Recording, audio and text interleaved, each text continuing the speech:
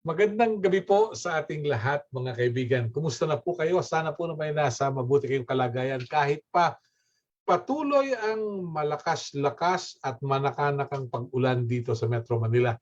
I hope you're also free from worries and anxiety brought about by the Delta variant of COVID-19. Tonight, we have with us Professor Roland Simbulan, isa po namang kilalang haligi ng Center for People's Empowerment and Governance. Ito po yung CENPEG. Nanood po ako sa kanilang pagpupulong kahapon at I took note of Professor Simbulan's presentation and I invited him to be with us today para makapanayam. Siguro po, simulan natin, Professor. Ano po ba, or siguro medyo mag-English tayo ng konti, how independent is the country's foreign policy, Professor?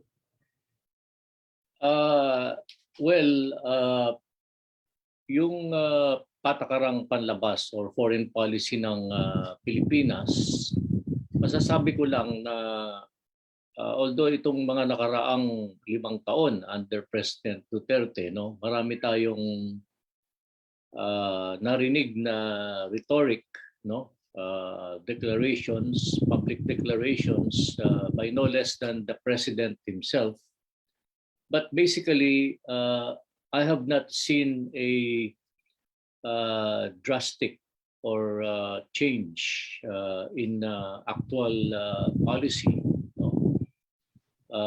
Because everything is almost intact the way it was, no, in terms of our foreign policy. Of course,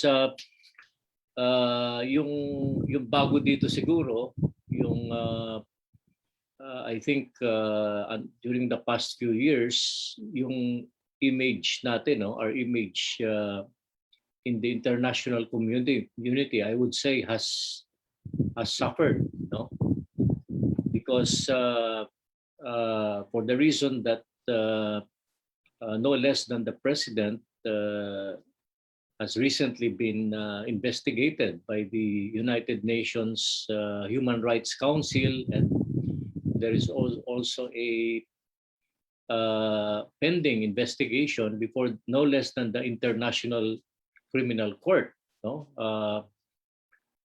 which is investigating the President and some top-ranking officials of our country for crimes against humanity. So this is basically a slap on our image, no, as it's not just these people, but the nation as a whole. Because if you have leaders who are being investigated that way, it affects the image of the country, no, somehow.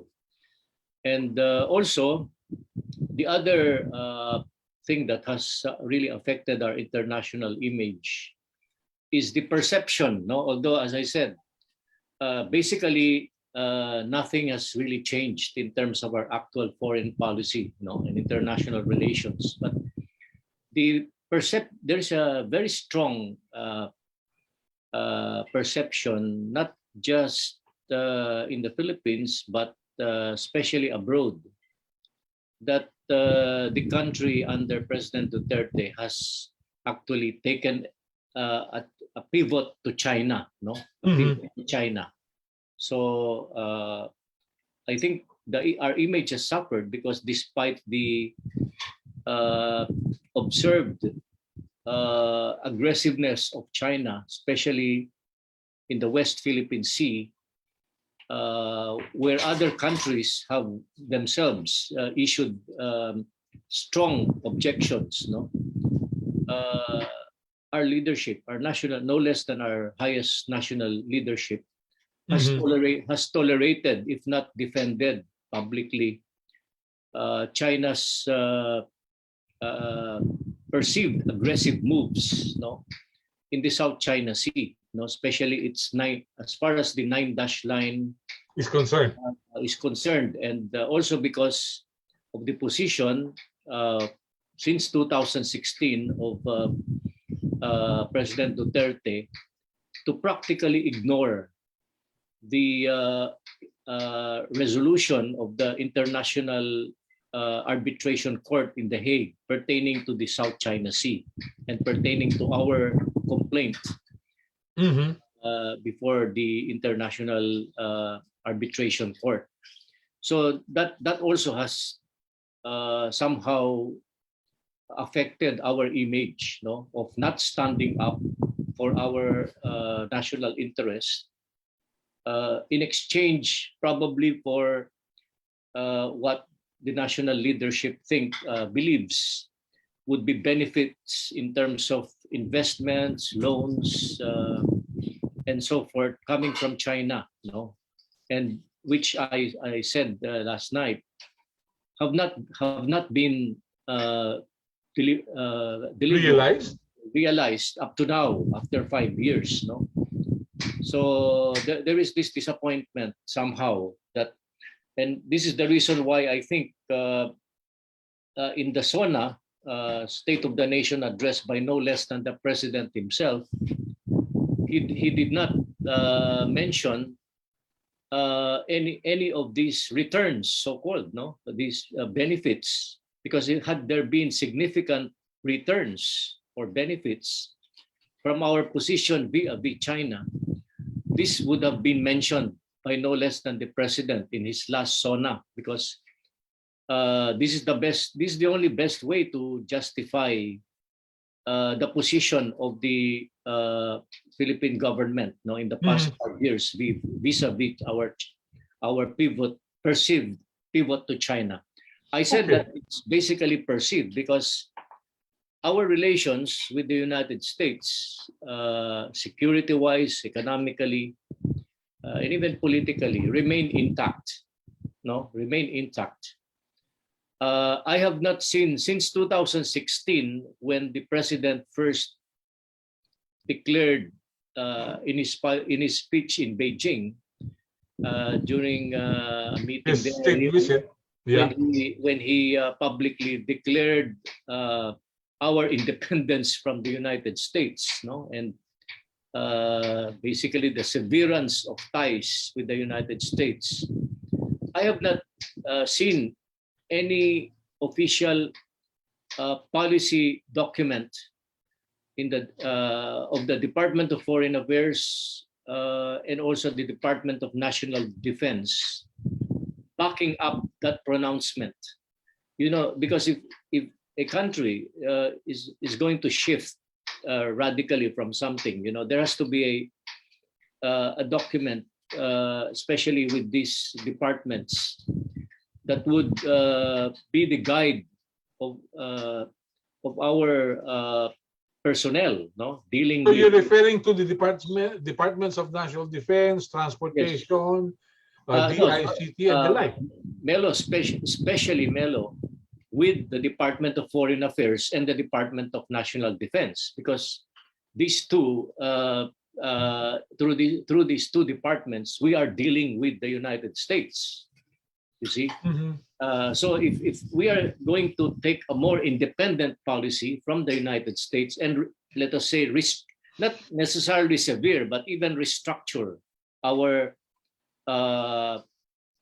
colonial, what used to be our colonial relation, or neo-colonial, as some writers say, relationship with the United States, there has to be a policy direction. Okay. You know, that will guide the personnel and the department itself, which are dealing. But I have not seen any such document, because it seems that since the past 5 years in our relationship with the United States, it's business as usual. No? Okay. So the only difference are the public declarations. Despite and in spite of the public declarations of the president about the visiting forces agreement, the relations between the Philippines and the United States has remained intact. That's what you're saying, Professor. Yes, yes. Okay. Because even before as I pointed out yesterday, even before the pandemic happened, because you know we can excuse because many events were not pushed through because of the pandemic since last year. But even before the pandemic happened, up to 2019, no, up to the first quarter of 2021, there has been an increase in the number of, for example, the Balikatan joint military exercises. No, they have not only been continued, but they have been increasing during the early years of the Duterte administration, and even the implementation of the EDCA U.S. bases through the Enhanced Defense Cooperation Agreement. No, these have been continued. They have not been stalled or there has been no. This is what I mean by the policy direction. If that shift, they would have stopped the construction of the EDCA bases. No, but business as usual. Yes. So, what could have triggered the president's statements in Beijing 5 years ago that we have an independent foreign policy? What could have triggered it? Was it a salesman's approach, or was it for the gallery, for the hosts? I think it's for the host and also something else, because even before the president's visit to China in 2016, he had started to make strong statements, especially against outgoing U.S. President Barack Obama. Because Barack Obama issued an official statement criticizing the extrajudicial killings, no, that have been happening in the country, and also as his reaction to the kill declarations of the president as soon as he stepped into office. No, so I think the president reacted to this critique of his human rights record as a mayor, and when he made these declarations as president, and his response was, this declaration of independence, so to speak, from the United States, no, which he made in very clear terms and in very dramatic terms, especially in Beijing, Beijing before a Chinese audience, no. So it made it more dramatic, I think, to state it in Beijing, no. But he had, as I said, already stated it in the Philippines before that. Okay, but Professor, you will also remember that President Duterte referred to Secretary Lorenzana as CIA, if I'm not mistaken. Yes. How's that? Well, of course, it was in jest, but I think it's also a signal, because he knows, President Duterte knows very well, being a politician, a long-time politician, that the armed forces of the Philippines is very close to the United States, no, to the Pentagon, and especially our defense secretary, no, who was trained before, in special forces, younger years in the United States, and later he was assigned for several years as military attaché, dealing with veteran affairs, and he's very close. He has very close personal contacts with Pentagon officials, no. So he knows that, and basically, but it's more the armed forces as a whole, because its core and most promising officers actually have been trained and indoctrinated in the United States, and up to now, most of the weaponry and training of the armed forces comes from the United States. Not to mention the fact that there is still a JUSMAG advisory group here in the Philippines. That, do we still have it here? Yes, the JUSMAG has not been disbanded. The Joint U.S. Military Advisory Group, because the JUSMAG, Melo, was created by the 1947 Philippine-US Military Assistance and Advisory Agreement. No, this agreement was made just 1 week after the military bases agreement. No, it still exists. It has not been abrogated. No, and Okay. the JUSMAG was created under that agreement. Okay. So what they did away was just the JUSMAG properties, which they sold to In real Quezon estate City. developers. Yes, in Quezon City. In fact, the JUSMAG headquarters was moved in the U.S. Embassy compound. No, there is it was named after Colonel James Rowe. No? Yes. If I remember. The compound, yeah. So it has been moved to the U.S. Embassy compound.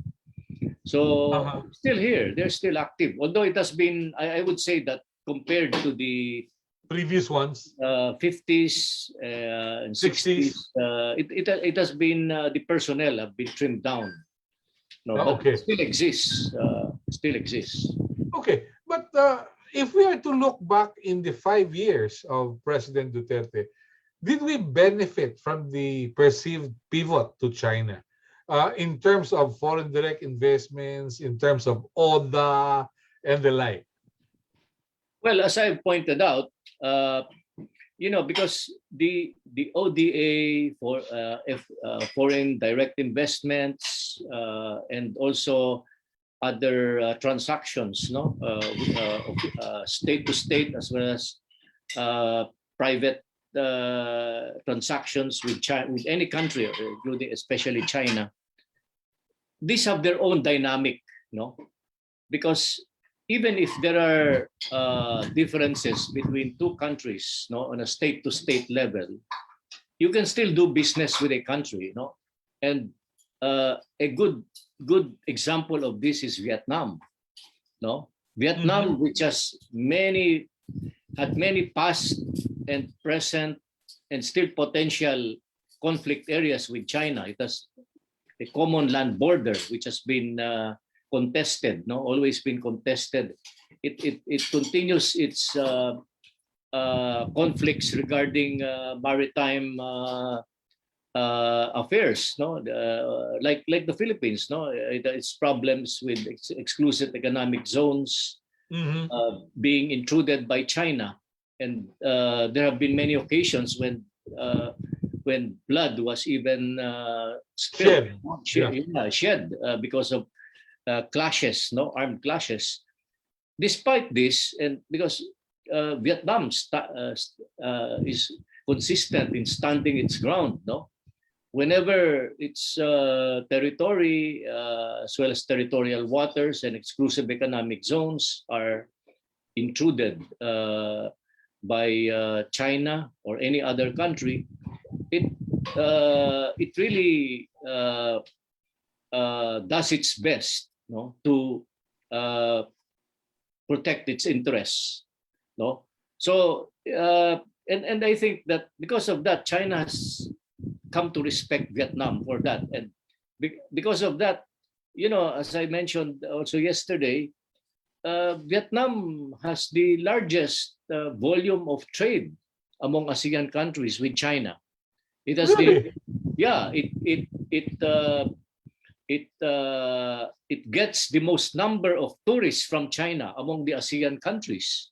Ang pangalawa lang dito yung Thailand, and many other transactions, and so yung closeness siguro niya may probably because of its proximity, despite the fact that there are many conflict zones, its proximity with China, common land border, as well as geographic nearness, these maritime areas, allows it to accept many tourists. So as I've said, these transactions, this kind of relations can have their own dynamic, even if there are these conflicting state-to-state relations once in a while. One need not be so close for comfort, and still do business, no? Because Yes. business is business. Yes. Okay. Because So, business has its own dynamic beyond the political relations. No, a good example of this is, the after we closed down the U.S. bases in the Philippines in 1992, no, yeah. because of the Senate rejection of the new bases treaty. All the doomsday scenarios about our economy collapsing, even the local economies in Olongapo and Clark, all of them were shown to be not true, no, because there were lots of doomsday scenarios on what would happen, no, that the economy, not just the national economy, but especially the local economy, would collapse. It did not happen. There were problems in transition, of course, but eventually everything went back in order, and the economies, the local what used to be base economies before, are now booming more than ever. No? Okay. Okay. Let me ask you, Professor. The United States has a new president. Former President Donald Trump, invited or sent a message for the president of the Philippines to visit. And the president said, you have to return the Balangiga bills first before I even consider visiting the United States. Under President Biden, do we stand to benefit anything from President Biden's leadership as President of the United States? Well, it depends on how we move, no, how we deal with the United States under the Biden administration, because basically, even if you have a Democratic president of the United States, it's really all business as usual, because Biden or even previous Democratic presidents are all, I would say, empire presidents. Okay. whether Alright. they belong to the Democratic Party or the Republicans. they have to manage the empire and preserve, protect, and advance U.S. interests. Okay, so that's what's very clear. No matter who sits at the White House, the Americans will always pursue American interests, and that's for sure.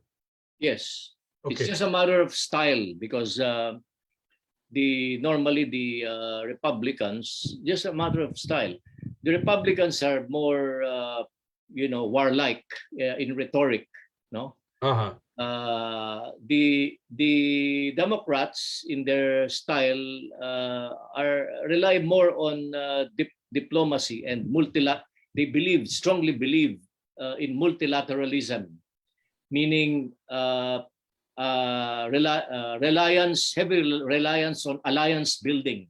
Okay. No, rather than on your own strength, because you would observe that under the Republican presidents, usually alliance building with America's traditional allies have taken a secondary role. No, Uh-huh.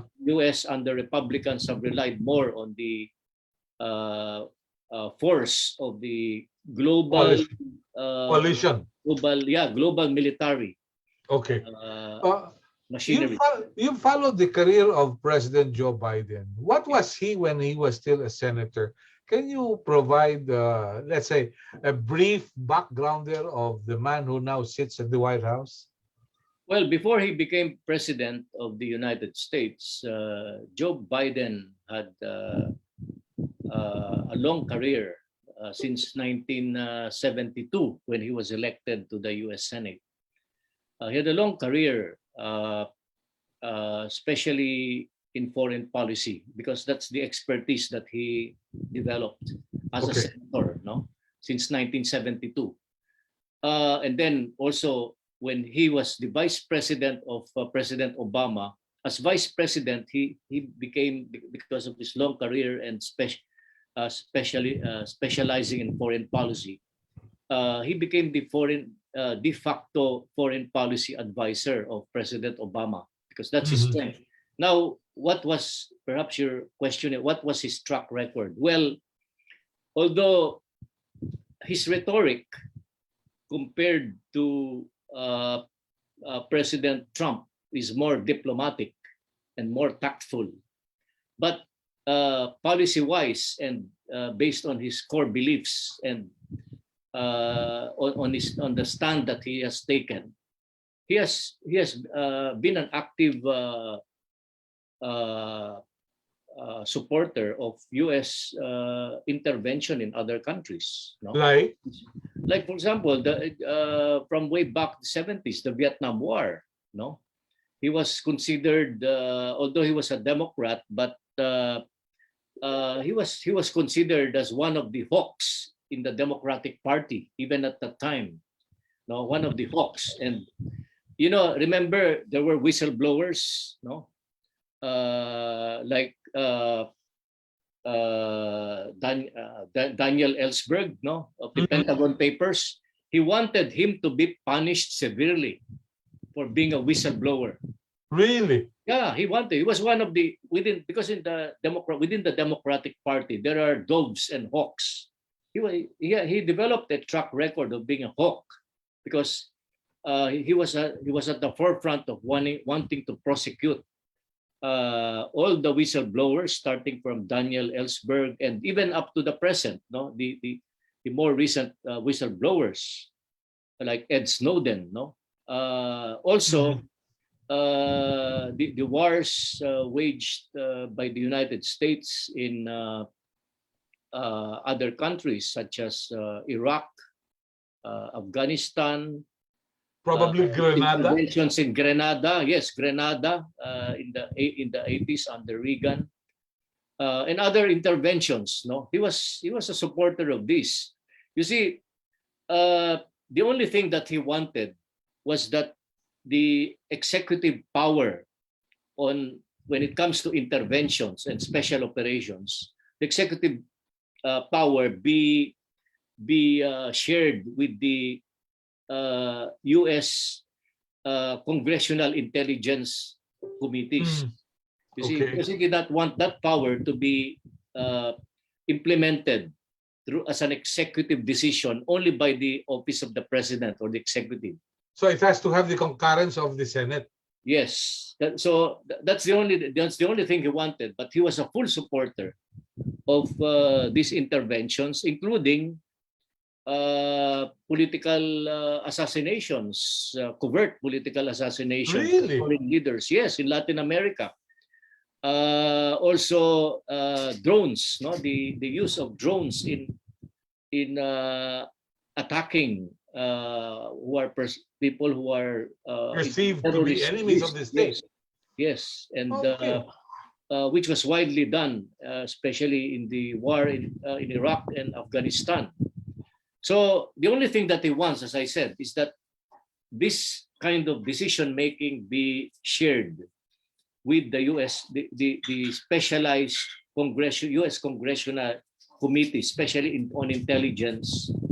So that this, as a check and balance to the executive. Okay. All right. That's very interesting. So chances are President Biden may be also looking at the Philippines seriously. Now, how do you think would the United States play its role as against China in the battle for supremacy in the Western Pacific and the South China Sea or West Philippine Sea and the Indian Ocean?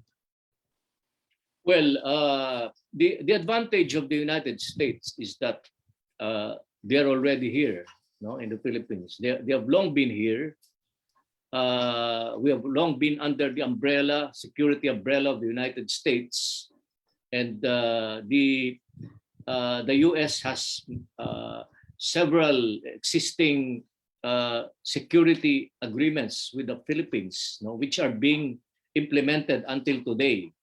No, so realistically speaking, the advantage of the U.S. is that it has the advantage of having the Philippines as its aircraft carrier in this side of the world. With the bases and all these agreements in place, long in place, no, and also, Melo, the institutional support that the US has here is tremendous in the Philippines, especially in the indoctrination of our armed forces, and also through the American Chamber of Commerce in the Philippines, and culturally also, and historically, because of the long ties. No, many Filipinos still are very close to the United States. No, in their psyche. Remember, Of course. Melo, in the U.S. Armed Forces, Filipinos, and here when I talk about the U.S. Armed Forces, we are talking about a global military force, in more than 800 bases spread all over the world, in every ocean of the Philippines.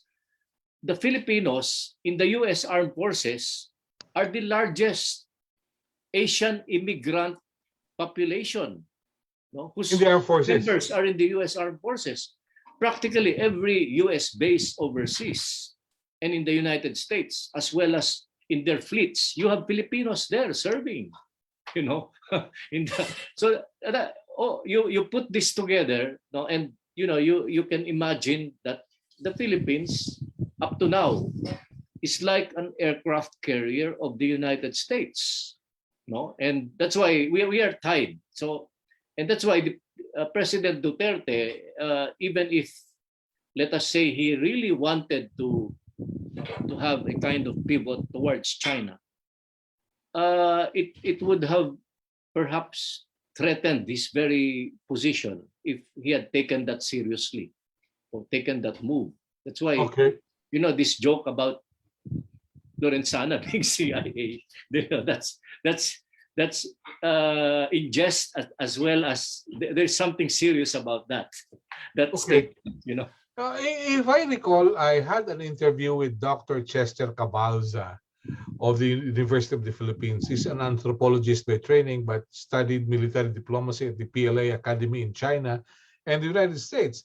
And he teaches at the National Defense College of the Philippines. And he said, in a survey made among students of the NDCP, most of the students are still on the side of the United States rather than China.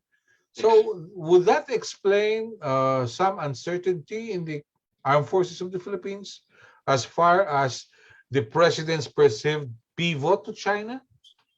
Yes, actually, I think it's the cause of it's the major cause of the rumblings, so to speak, within the rank and file of the armed forces, because they have been indoctrinated, especially the officer corps, indoctrinated and trained to follow and really believe in the U.S. national security doctrine. So for them, enemies of the United States are also our enemies, be they whether they are countries or states, or if you're referring to terrorists, that the U.S. also targets. So it's their mindset. That's the psyche. Yeah, psyche, and it's very difficult to unwind, by just making public statements. Especially before a Chinese audience, So he could have probably just played for the gallery, Yes, Melo. I've not. I think this is an indication also, because the president has made so many speeches before many military camps since he came into office. No, I think no other president that I know of the Philippines has ever visited as many military camps as this president. No, really. Since day one, that when he made it a point that really visiting all the major military camps of the Philippines, and also kahit na yung mga burol ng mga namamatay, parang it's like he was acting as if he was acting still like a mayor. When somebody dies, especially a policeman or military, he tries to be there, to personally appear, condole. Now, regarding his visits to these military camps where he has made speeches, I noticed one thing. I noticed that he never made any statement that really praised China in front of them. No, or Mhm. really a statement that would be Not even soft sell China? inimical to the Pentagon, and also a very pro-China statement before that kind of crowd. Yeah. So there was none. Yeah, never, You never, cannot recall. I Okay. never heard him. Okay. Among the speeches that I've heard him deliver before the armed members of the uniformed services, whether police or military, no, all over the Philippines, I've never heard him. But this is the cause of rumbling within the armed forces, because one of their sworn duties Mhm. is to protect our territorial land and Integrity, sea. if you may. Integrity, yes. And when the president and his spokespersons even go to the extent of not just ignoring China's aggressiveness in the South China Sea, Or incursions, but according to even some. but he even defends them. No, defends them. Mhm. I mean, that's for the armed forces. That's very, very, very disturbing, because their sworn duty, as part of their constitutional oath of office, is to defend and preserve, the integrity of our national territory, no, on land and on sea. So that includes the West Philippine Sea. Okay. Now, how do you look at Japan? Japan just signed another ODA worth 200 billion yen for the subway project, for the phase 2 of the subway project in Metro Manila. Well, Japan seems to be the country's biggest source of ODA. So where does Japan get into the picture with China and the United States and the Philippines? Well, Japan is what you might call even after up to now, no, it's like a junior partner of the United States, no,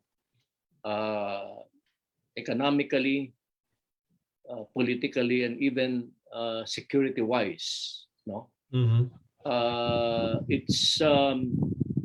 It's Japan. The Japan Self-Defense Forces actually are practically operating like adjuncts to Of the the United U.S. Armed States. Forces with the United States, because they have still some of the largest bases there in the Far East, no, of Japanese territory, and there is a lot of cooperation and so-called interoperability in their operations. No, now Japan, being a junior partner of the United States, I think it wants to keep its dominant presence, at least in terms of the ODA, no. Well, sa investments, they're now being overtaken, no, especially by South Korea. But at least it's ODA, because they have an edge over this. They have funded many projects in the Philippines, including the outpatient department of building of the Philippine General Hospital, no, was funded by them, no. Really? So yeah, the outpatient, yung malaki na nasa, Uh-huh. no, silang nagpatayo through a grant, no, it was a grant, no, not a loan, and marami silang dito they have that edge, and I think that's where they want to maintain their influence in the Philippines, and also being a junior partner of the US. It's through them that the US also is able to establish and maintain its influence, no, in this sphere of ODA, no. Okay. Very interesting, Professor. Remember Melo, during the time of President Pinoy, no, Aquino, they were already talking about that earlier, about a visiting forces agreement with Japan. Uh-huh. Where Japan Self-Defense Forces would come here also to train no, or to join the perhaps join the Balikatan exercises. They were already talking about this. It was already in the works. I just don't know what happened to it, no, because it came to a standstill. But the important junior partners here of the United States, besides Japan, are Australia. No, Australia too is a kind of junior partner of the United States. Very So this interesting. would be important in the alliance building, because, as I said, the Democrats now under Biden, now that they dominate the two chambers of the U.S. Congress, they rely very much on alliance building, no, alliance diplomacy, etc. Are we in for a repeat of the Cold War? Yes, that's by any indications. It seems that is the direction. I think we should watch very closely the passage of the 2021 Strategic Competition Act, which is being deliberated right now in the U.S. Congress. This act, if implemented, it's called Strategic Competition Act. It practically declares a new Cold War against China.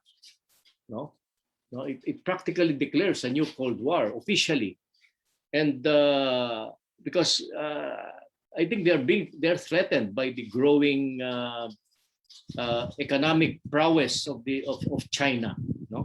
Although I believe, and based on my research, as far as its defense forces are concerned, China's defense forces are still at what we might call a strategic defensive mode. They have not been globalized. You see, compared to the 800 U.S. bases overseas that are spread all over the world, as far as I know, China only has one overseas military base. It's a naval base in Djibouti. In Djibouti, the country of Djibouti, just one. And in Djibouti, it's even sharing. In Djibouti, that presence of a foreign military base with the United States and the French, because really? The French and the United States have a naval base there, which are protecting. You see, their purpose there, even of the Chinese base in Djibouti, is to protect their commercial vessels that are passing From pirates. Especially From pirates. East Africa, Somalia, that area, because it is infested with pirates, so they usually escort their vessels. So that's why. So that Chinese loan facility of China there. There are also other countries like the French and the United States, which also have similar bases in Djibouti. So compared to the US, it's far behind, and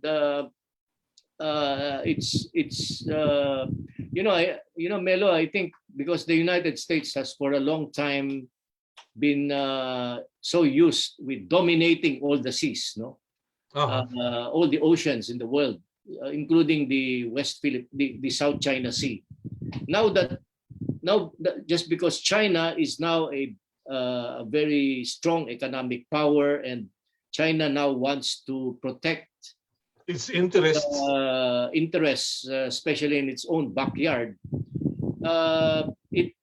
It's already threatening the United States, but I don't think it's really threatening the United States, because there are at least 50 U.S. military bases surrounding China in Asia alone.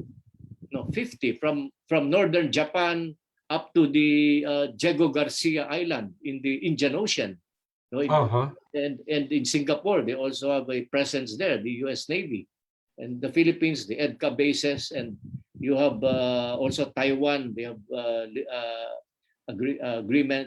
security agreement with Taiwan, and then Japan, South Korea. It's a encirclement, really. no? Of China.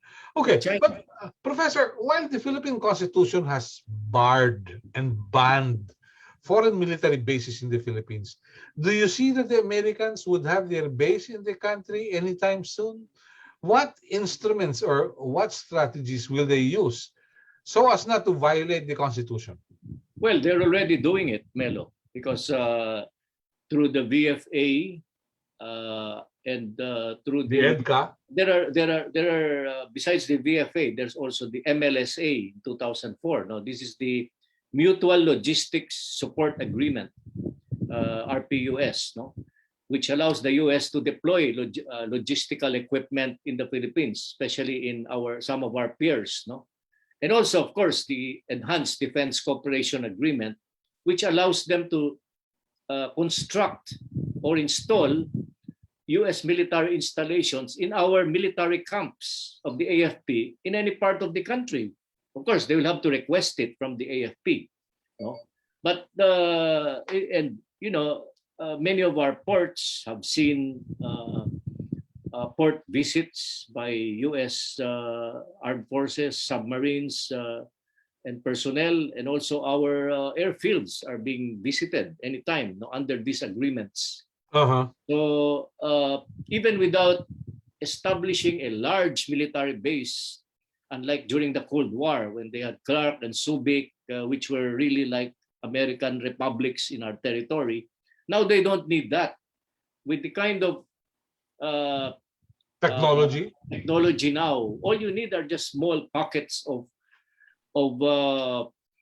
military installations, no, for training, communications, ship repair, and surveillance. No, that's all you need, no, to establish in other countries. You don't need these vast tracts of land, which are very politically controversial for the host country. Usually, like in Japan and South Korea, they're controversial. Looking forward, what do you see as far as the Visiting Forces Agreement, which has been stalled, suspended until February next year? Will it ever materialize into a complete abrogation, or will we see more Americans through the VFA?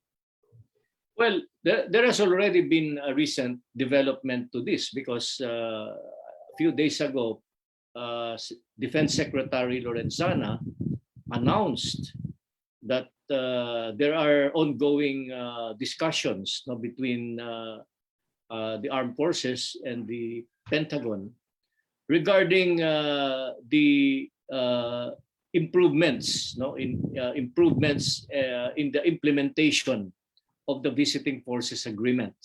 So, in other words, there is no serious intention to abrogate the VFA in the first place. You know, Melo, since last year, when the notice of termination, I think that was February, 2020, when the notice of termination by the Philippines was made regarding the termination of the VFA after 6 months, the first time it was done, I already believed that it was just for leverage because the Philippine government was already under fire for, this controversial war on drugs and extrajudicial killings. No less than the U.S. State Department and U.S. Congress were already beginning deliberations to tie aid, U.S. military aid to our government and human rights record, no? So we needed the leverage for that, and at least to keep the U.S. government on the defensive rather than on the offensive, no? So I think that's the real reason why there was this notice of termination. But I don't think it was really a serious and well thought of move that would go to the direction of really abrogating the VFA. So the recent development there is the statement, no less than Defense Secretary Lorenzana, that there are talks now going on to review and even improve the visiting forces agreement rather than terminate it. Yeah, if I recall, prior to COVID-19 pandemic, the Albert Del Rosario Institute had a forum with Philippine Ambassador to Washington, Babe Romualdez. Yes. And after his remarks, we ambushed him and asked him what will happen. And Yes. he said there are backroom negotiations. Yes. But he just wouldn't tell us the details, but he said there was indeed backroom negotiations. Yes. And this Friday, Defense Secretary Lloyd Austin will be visiting Manila. Yes. What do you make of that? Yes. He'll be meeting Defense Secretary Lorenzana. Yes. Well, I think it's to patch up whatever the tampuhan that was there before. But I think the end goal of all this is that it will be business as usual. No, now, Melo, I just want to take up the point that sayang kasi our country could have been steered. I was hoping that we would really finally steer away from our over-reliance on the United States, because especially with the two big powers now intensifying their competition, in all fields, in all areas, because of our geography, we will be caught in the middle, especially because of our location. That's the fate. Long and short of it. That's the fate of the Philippines. Now, however, we can also take advantage of our geographic location to preserve, not just preserve, but even to advance our national interest. Because if both countries are now trying to court us, so to speak, court us, get our attention because of this competition, I think we can take advantage of that by trying to get from these two competitors whatever we need, in order to really enhance and develop our own capability to protect ourselves. Okay. Without taking sides. But first, we have to deal with the existing agreements with the United States because they're here.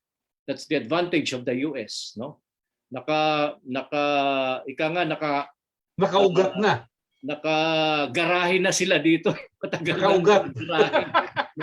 Nakagarahe na yung kalaban nila nasa labas nandun lang sa Sa may kanto. Ngayon kung ang problema dito pag talagang tumindi tong away ng dalawa, tayo magiging battlefield diyan, Kasi we are here at the yung location natin. But the thing is, how do we turn this around? I think yung aking proposal is that gamitin natin tong location. Okay, because wala tayong magagawa sa location natin, nandiyan tayo.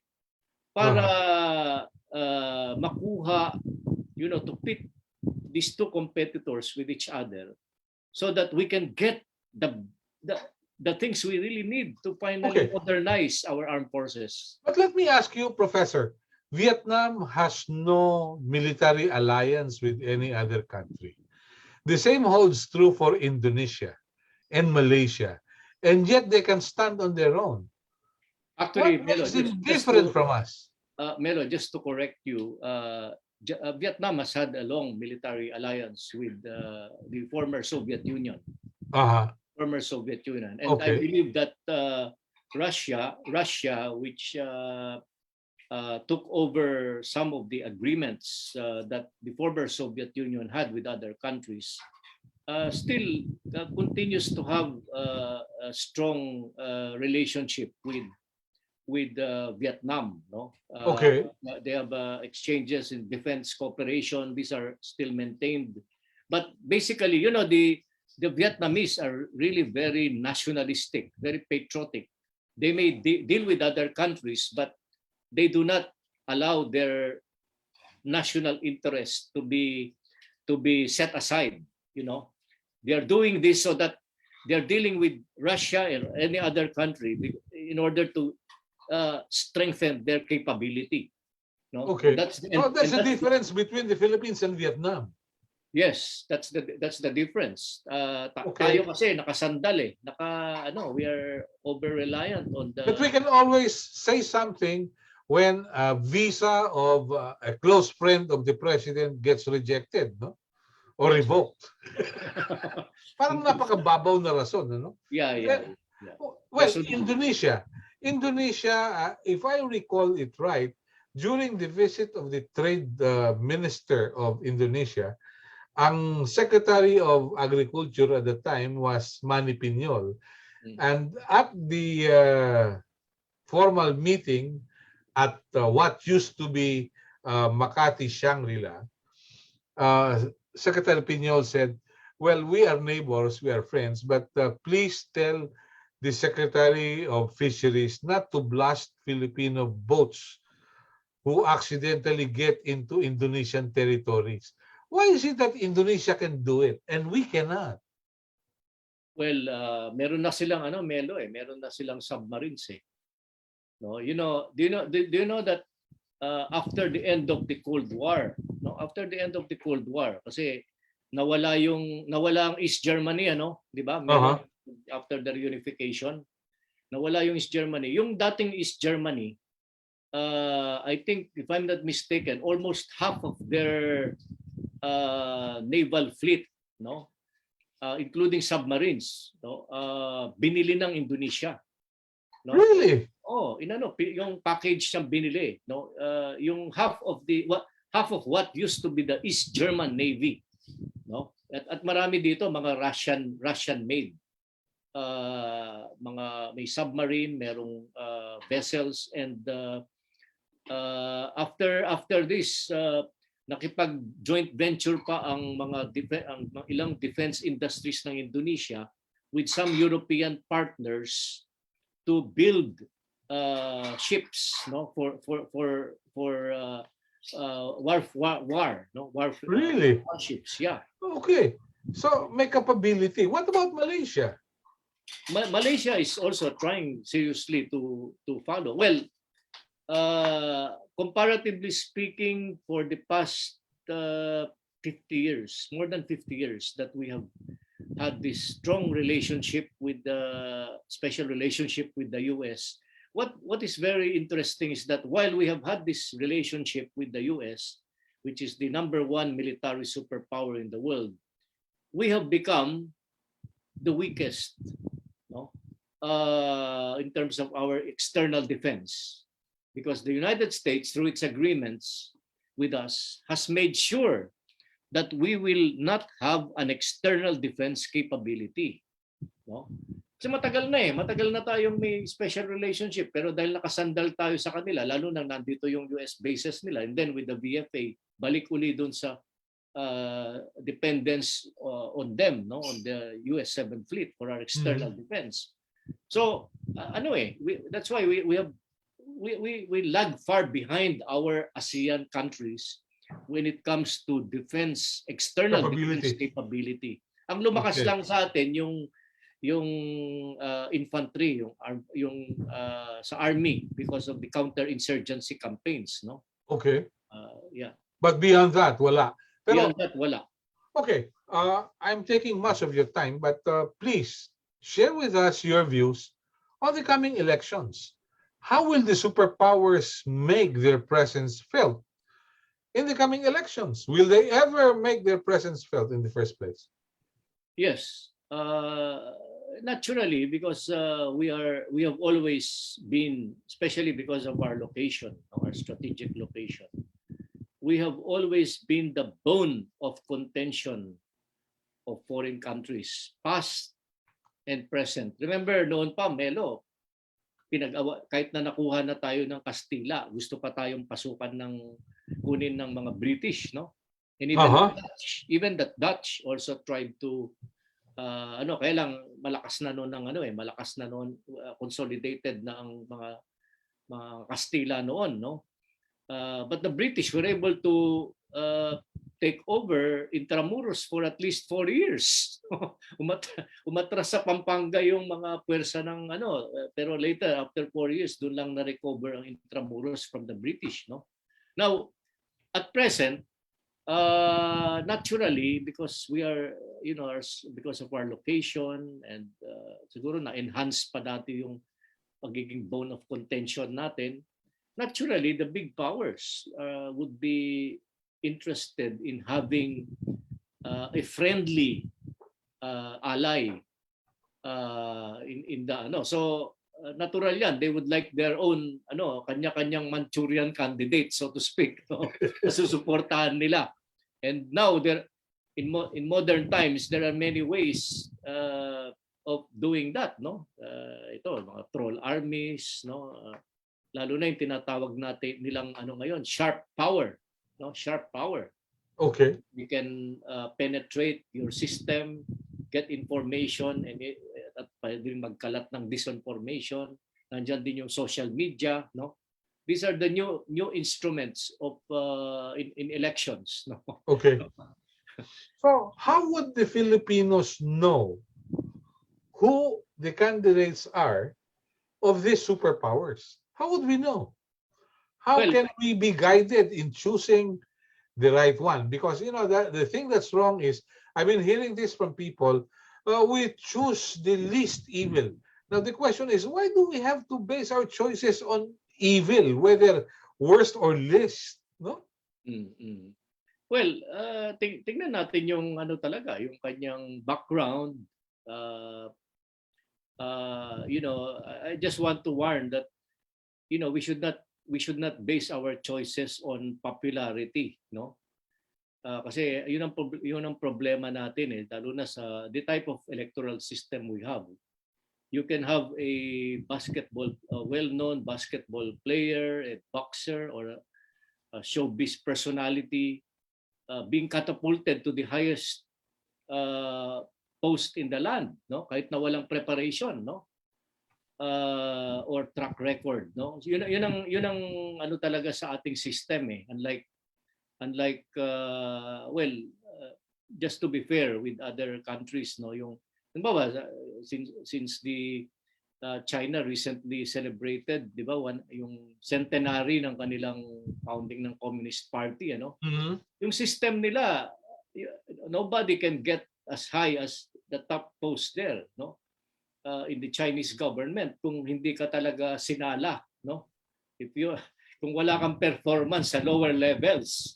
I mean, all the leaders that they have are the top performers, so to speak. Okay. The same with Vietnam, no? Yeah, Vietnam. Wala nga silang popular vote na directly, but look at their system.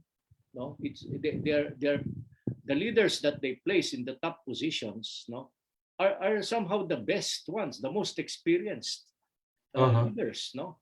And talagang performers sila. May track record na masasabi. Hindi kagaya sa system natin. Yun ang problema kasi for the presidency, anybody can, or vice presidency can be elected. Or even in the Senate. Look, I don't want to name names, no? But, para may observation nga, parang circus daw yung Senado natin. Yeah. Some people were saying when you elect a clown, you get the circus as well.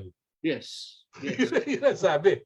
Pero I'm not inclined to believe that. I'd like to believe meron pa rin mga bright guys. Pero siguro makikita natin kung sino ang nila based on their past positions that they have taken, yung stand nila on this issue, on the issues regarding national interest clashing with the big powers. Diyan makikita natin no, yung dating naging stand nila. So let us say you're not in favor of what the present administration is doing with regards to the West Philippine Sea, then don't vote for the candidate that this administration is going to endorse. Kasi by and large, it will be a continuity of that policy, no? That so-called entente with with China, at the expense of our territorial waters, and Okay. which has Yeah. affected our livelihood. Yeah. One last point. Do you ever see the likes of Angela Merkel getting elected in the Philippines? Uh, I Am I asking for the moon? Hindi naman. Well, remember, meron din naman tayong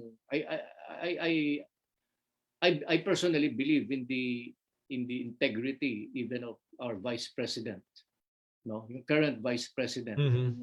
Kasi talagang inoobserbahan ko yung kanyang galaw at actions, and even under crisis and stress, despite the trolls that have attacked her, and cool siya under fire, yan, number 2 person na natin, we have elected her to the second highest, so I think and I hope that we will put into the presidency, and not just the presidency, pero yung pati sa Senado and members of Congress, yung mga talaga, merong Kakayahan. background at saka merong talagang integrity, Okay. based on their past actions. Let's not vote them just because they are good boxers or they are good basket players or they are Yeah. kahit na maraming famous awards yan, You know what pains me is I heard someone say during the 2019 campaign, sabi nung taga-television, iboboto mo ba siya? Opo. Bakit? Guwapo po siya. Saka mabait siya. So, yun lang ang category. Kahit walang background, sumayaw lang, nanalo. Yes. So, I don't know. Sabi ko nga kay Nery Colmenares nung minsan, sana kung kakandidato ka, matuto ka munang magsayaw. Sabi niya, doon tayo mahina. Kaya Melo, ang dito, eventually, if we really want to fix our system, if we look at the experiences and histories of countries whose political system is really functioning, sa Germany, since you mentioned Dr. Merkel, I think ang important dito yung ma-develop talaga yung ating tunay na mga political parties which are based on real platforms and principles. Yung political party talaga yan ang key kasi it's the political party based on its platforms and principles that will select the best candidate, not based on popularity, but the best candidate who can perform well, and deliver. Okay. Ganun. At yun ang nilalaban nila sa eleksyon. Okay. Maganda po yun. Kasi eventually, yun ang mahina kasi sa natin kasi sa selection. Ang problema, kung hindi ako nagkakamali, sa Inglaterra, meron silang party in power at merong opposition. Doon sa opposition, meron silang shadow cabinet. Yes. Na nagbabantay kung ano ginagawa. So in the event na magkaroon ng no confidence vote on the Prime Minister, and the opposition would take the role of being in the administration, they already have people who will sit in the different ministries. Right?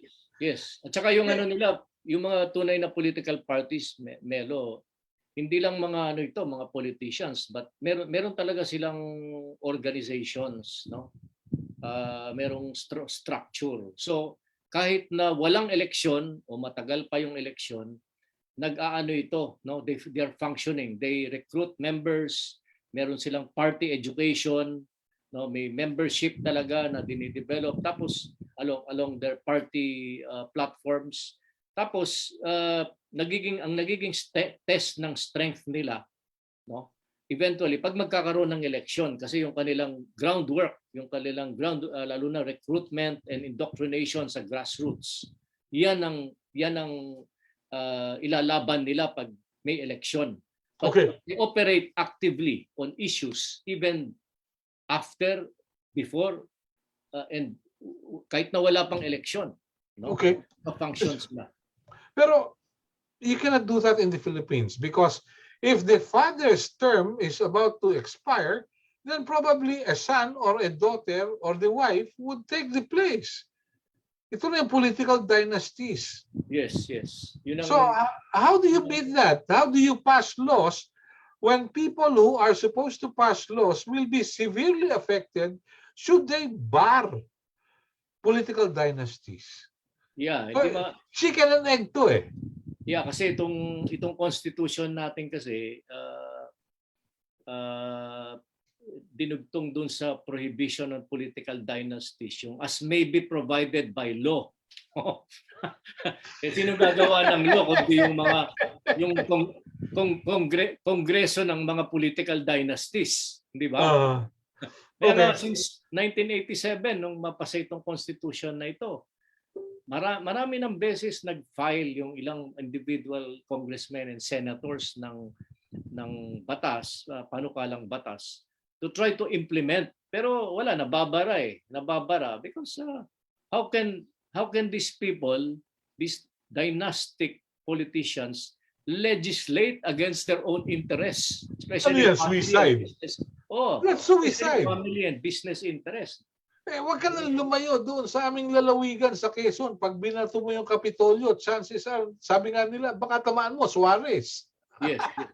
Pero Melo, yung nakikita kong hope dito, kasi I think ang ang tama nito, dalawang bagay. I think yung una, I think it will really, what will really solve our armed insurgency problem, no, in the Philippines, no. Kasi kung yung development of organizations and their political parties that will evolve, lalo na from the marginalized sectors, yan ay papabayaan, ito-tolerate at poprotektahan, no. Diyan mag-i-evolve yung mga tunay na political parties, no. At to a miniature extent, nakikita natin ito, Melo, sa sa development ng party list system natin, because some of our party list groups already are operating in a miniaturized form yung talaga party system based on platforms, no? Until it got bastardized. Well, by some, pero meron talaga consistent. Meron naman, halimbawa, I can mention yung Makabayan Bloc. Of course, they're being red tagged. But if you look at it, no, ganyan talaga ang dapat ang political party.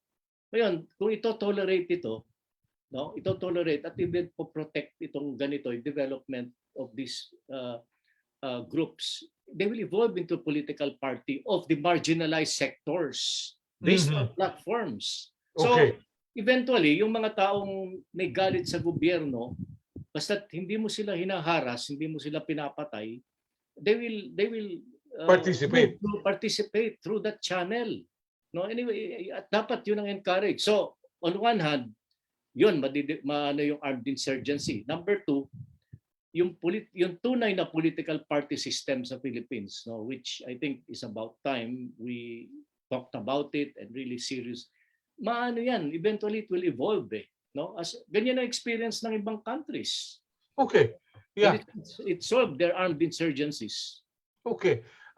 I see no reason why we cannot sit down and talk. If the Afghan government talks with the Taliban, yes. Probably we could also do that in the Philippines. Oh, yes. Probably. But anyway, ano pong mensahe ninyo sa ating mga manonood ngayon? Professor Roland Simbulan.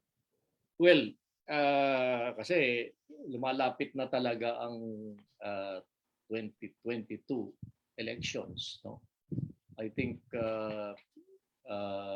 we should think about putting the right leaders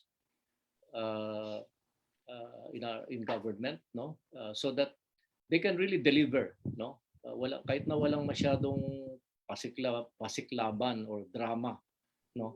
Basta importante makadeliver sila lalo na ng basic services to our people and manage the economy, no, for our recovery, not just to solve, no, itong pandemic natin that's still around, but also for economic recovery, no.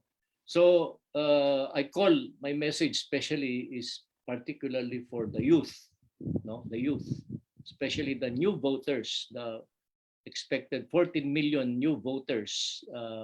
Mag-register kayo, no? At sapagkat ang kinabukasan hindi lamang ninyo bilang kabataan pero ng buong bansa natin ay nakasalalay sa ihahalal nating mga leader sa the national leadership natin as well as local, nakasalalay dito sa inyong boto. Yun lang po. Maraming salamat. Professor, I recall two quotations from Nelson Mandela. One of them goes this way: lead from the back and let others believe they are in front. So lead from the back and let others believe they are in front. And the second one is a real leader uses every issue, no matter how serious and sensitive, to ensure that at the end of the debate, we should emerge stronger and more united than ever before. Thank you, Professor, for your time. Enjoy your dinner with the family. Till next time. Salamat po. Magandang gabi. Thank you for the opportunity. Thank you, Melo. Maraming salamat po sa inyong mga nanood. Thank you very much. Till next time sa ating coffee chat. God bless us all. Thank you.